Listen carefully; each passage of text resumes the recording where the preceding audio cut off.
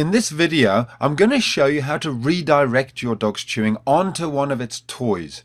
It's almost impossible to stop dogs chewing. They love it, and there's nothing wrong with it so long as they're not chewing the furniture or your possessions. Redirecting is a three-step process. First of all, you need to find a toy which your dog is allowed to chew, such as a piece of wood or a raggy doll or something. Then you take your dog by the collar, move it away, and thirdly, you give it the toy that it is allowed to chew. So there's those three steps very quickly. We'll go through them again in detail. The key is that we're not actually stopping Kenai from chewing. We're just redirecting it. So many dogs and puppies love to chew. There's nothing wrong with that.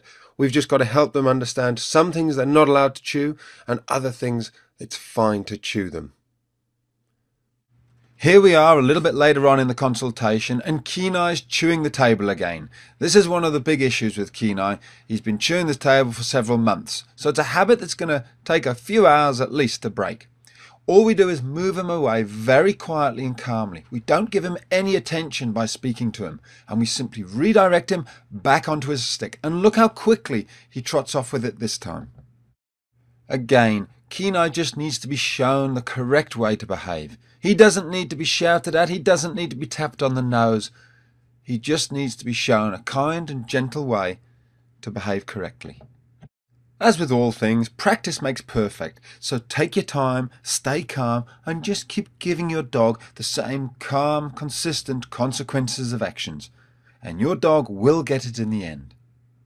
If your dog insists on chewing the couch after you've redirected them onto their little chew toy, then you can consider putting them into an isolation. You leave them there until they've stopped barking, and when they come out, they'll think twice about going back to chewing the couch. Make sure your dog knows which toys are its to chew by putting them into its pen or handing them and saying, "This is for Molly." Distraction is another word for the simple method that we've just gone through. Of course, it's always better if you can actually move the things off the floor. Here there's some wire meshing and a box of nails lying on the ground. Gemma's getting stuck into them. We all leave things around, but if you can move things off the ground, do that. It's so much simpler. It keeps you sane, it keeps you calm, and it prevents the dog from ever even making mistakes. Set your dog up to win. All we're going to do now is bring over a little distraction, and you'll see how quickly Jenna goes, "Fine, yep, that's my toy. I'm happy to chew that. Perfect." Of course, inside the site there's a whole load more videos about how to stop chewing and mouthing and biting and stealing things. But just remember, there's always those practical things such as not leaving things around on the floor. And the most important thing of all is establishing yourself as the pack leader. If you're not the pack leader, then of course your dog never really will take any notice of you, and everything will become a game. That's all covered off inside the online dogtrainer.com. I hope you join us. We're going to have lots of fun together.